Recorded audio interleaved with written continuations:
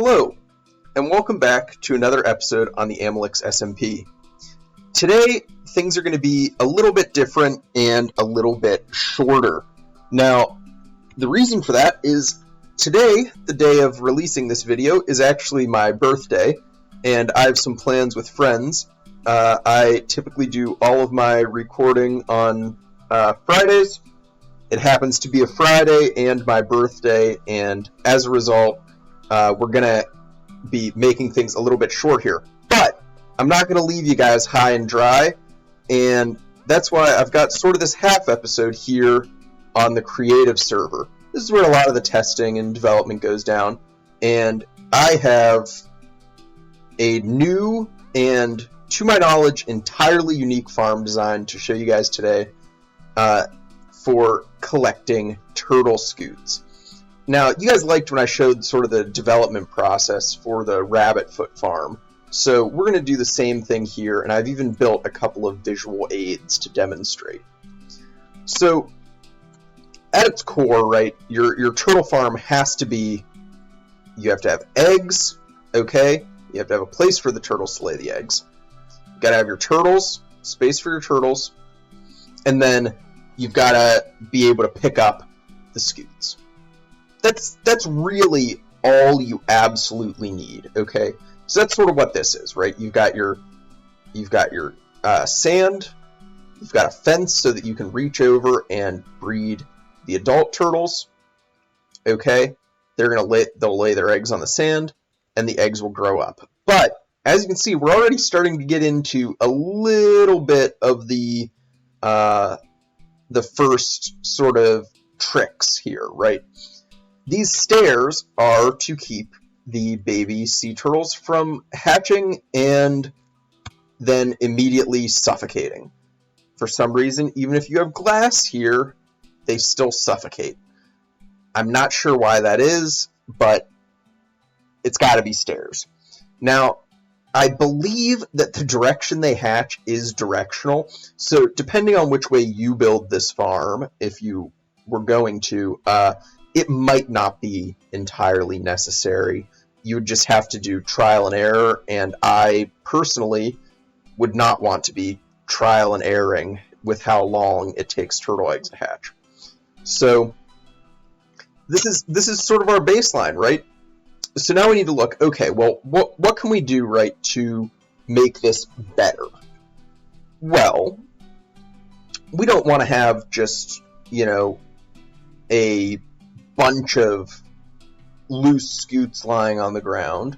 We don't want to have an infinitely increasing turtle population. That's bad for the server. So we want to contain the scutes. We want to contain the new turtles. Okay, so that means that we've got to find a way to separate the adults from the babies. Now, this is actually so much easier than you might initially think. Let's go take a look over here. Okay, so all we have to do is a little line of trapdoors here. Now, I've gone with iron trapdoors because this way you can't accidentally, as you're breeding the adult turtles, you can't be accidentally clicking these trapdoors shut, right? We want these to stay open. And the adult turtles are actually more than a block in width. They cannot fall through this gap. So to the adult turtles, this gap just doesn't even exist, right? But to the baby turtles are always going to fall in this gap. And since presumably while you're breeding, you've got seagrass in your hand, you're going to just be luring all of the baby sea turtles right to this gap. No problem. It solves the pathfinding, it separates out the babies while leaving the adults, and we're good to go. Okay, so what's the next issue we want to address, right? The next thing we want to address is when the sea turtle grows up and drops the scute, we want to collect the scute, but we also want to get rid of the adult sea turtle that is now in this pit, okay? So, once again, this is a really pretty simple solution. So, we're going to come over here now, and we're going to look. We drop them down into the pit, and like I said, adult sea turtles are more than a block wide. This means that they will pretty much always glitch straight into this wall and start suffocating. This is great. It solves our issue. They drop their scute onto the soul sand. We have a line of hoppers underneath the soul sand. It picks up the scute, and the adult sea turtle suffocates. Now we're doing a couple of little extra things here, right? We've got two wide block walls. We do not want all of these adult sea turtles just shooting out of the farm, right? That's even worse than just letting them live inside the farm. So we got to do 2 block wide. We want to make sure that they all suffocate, right?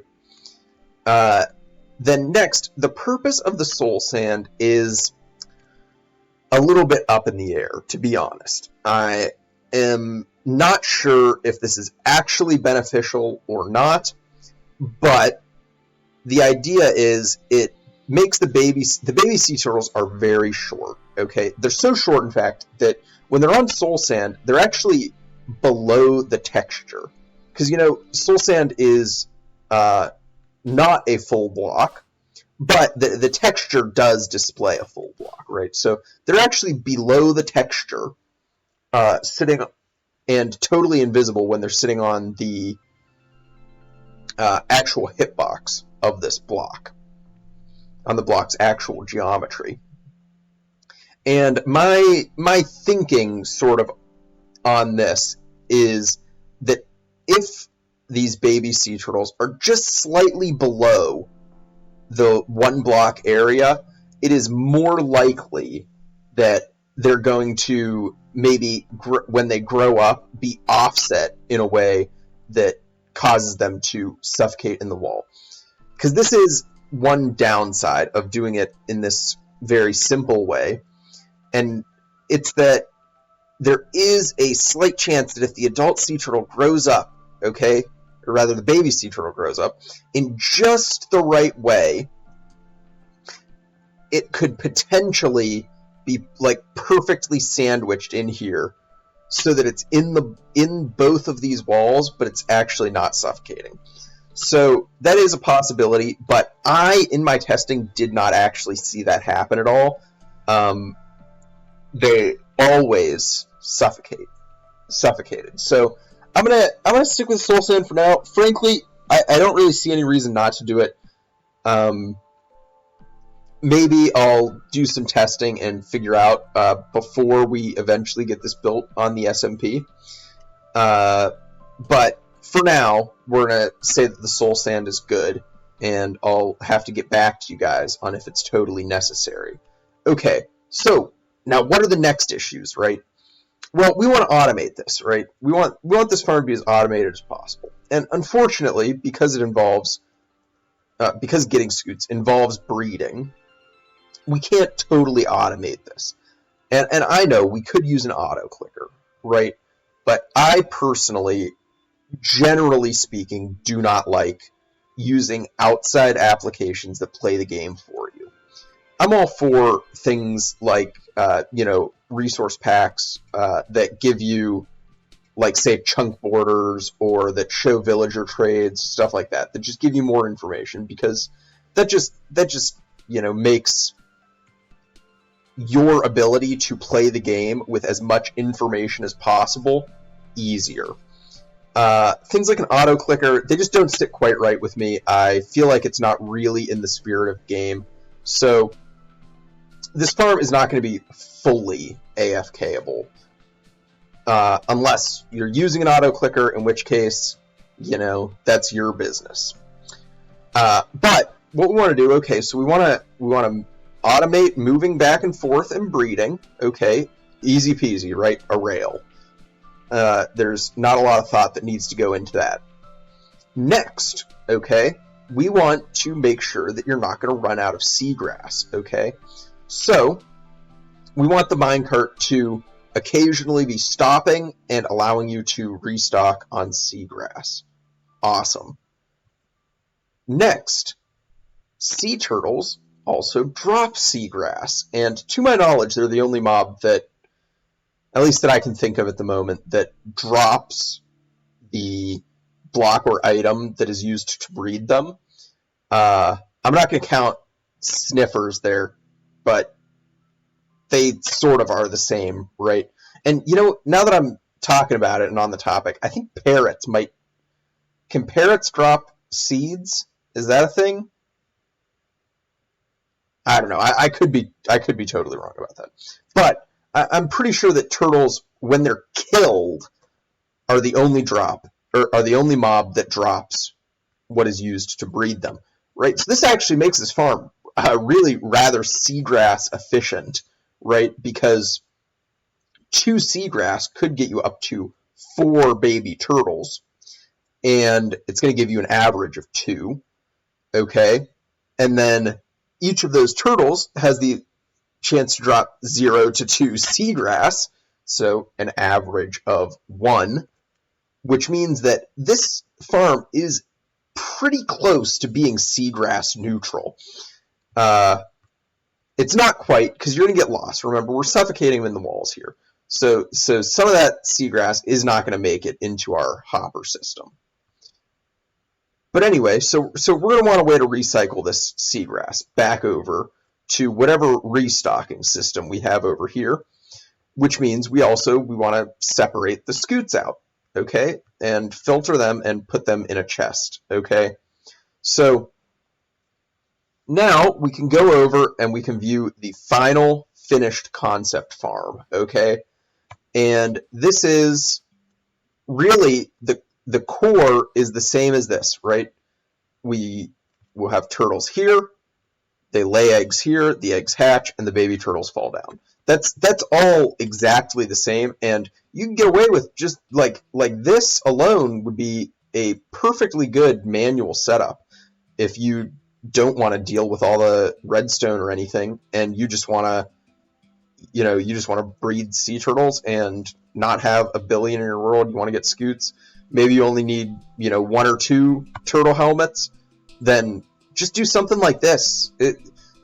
This is totally unnecessary. This is ridiculous for such a obscure and relatively pointless resource.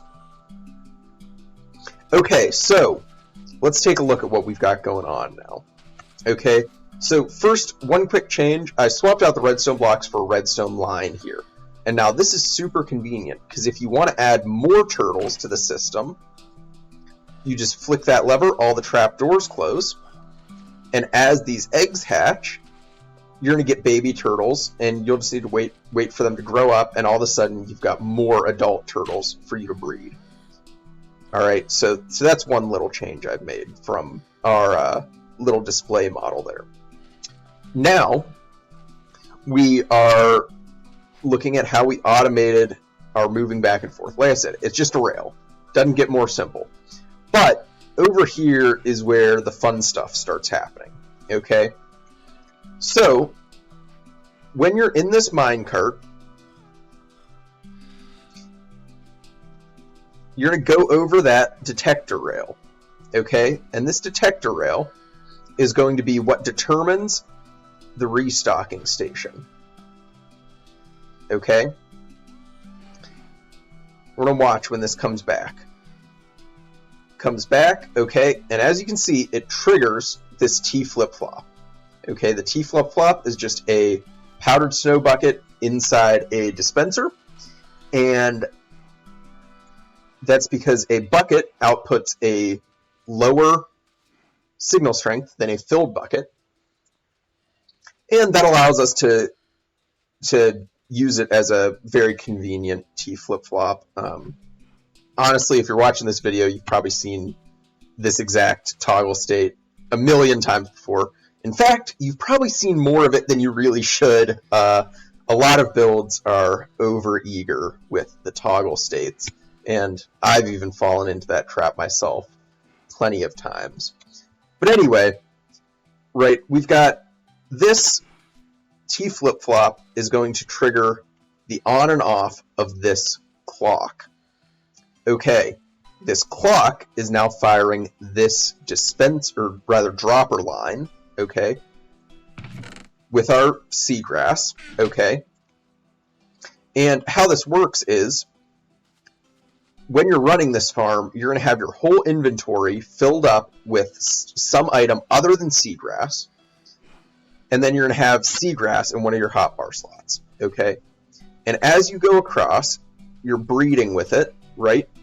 And you're gonna use some of that seagrass, so you won't have a full stack anymore, so your inventory won't be full.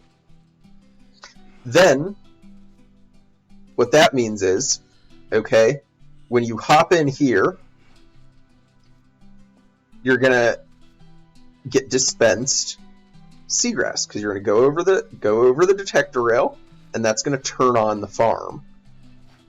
Okay, and you're gonna start getting dispensed seagrass. When your inventory fills up, that seagrass is then going to fall into this hopper. Okay, and it's like a reverse minecart unloader, right? Whenever this hopper has something in it, it's going to send the hopper off rather than holding it there, if that makes sense, right? And we just put it right back into this dropper elevator, which is, like I said, it's powered by this clock. Okay, we got a redstone dust there for the top dropper. And this way, we're recycling, we're not wasting. And this lever here is just your on-off, your master switch, right? So by default, when this is off, the minecart is going to be locked over there, which is very nice and neat. All works very nicely. You turn it on, and that allows that clock to start firing, because as you can watch, if you see this redstone line here, right? This redstone line is what we're is what's turning the farm on and off. All right, and now it gets back up here. Farm turns on. Oh, but obviously there's nobody in there. I'm gonna figure something out about this seagrass falling out, but just a concept. We'll do a little bit of working on it before we build this on the SMP. And as you can see, it's really just turning the farm on and off is all we're doing. Okay, so this keeps you restocked, and it means that you're going to be held here until your inventory is full of seagrass. It's super nice, easy, convenient. Awesome. Now, when the eggs here hatch, I just realized I've been taunting these poor turtles. When the eggs here hatch, okay, the baby turtles, since you're riding back in the minecart, you're holding your seagrass, they're going to be lured right into the gap. They're going to fall down onto our soul sand. And then when they grow up, they're going to suffocate, okay? And the scutes and potentially some seagrass, if it doesn't end up going through the walls here, is going to get picked up by this hopper line. Over here, we've just got a little nice, simple item sorter. This is a tech rock sorter. If you're familiar with the specific designs, right? And all that's doing is separating out the seagrass and feeding it into this dropper here. Then we've just got a nice, simple auto dropper. It spits the seagrass up into here and gets fed all the way back around into the system. Now, there are a couple of changes that we're going to do before we build this on the SMP. And the biggest change is I'm going to flip all of this logic and I'm going to mirror it over here, and I'm going to take this stuff and put it over there, right? And so the reason for that is because when you're riding in this minecart here and you're right-clicking, you're going to be accidentally clicking into this dropper here.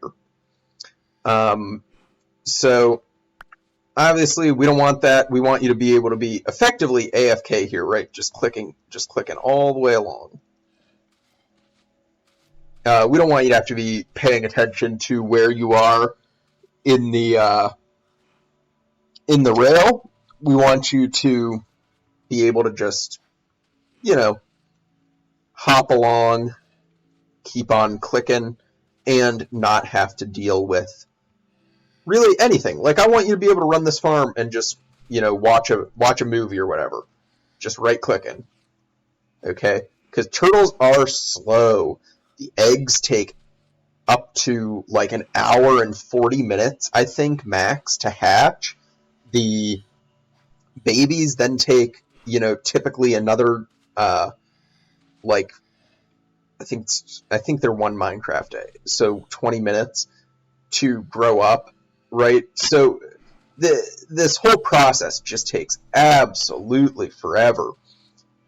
And I want to make it nice and easy, especially because with scutes, like if you're using them for Potion of Turtle Master, you need a lot of them. These 45 scutes were acquired probably over the course of an hour.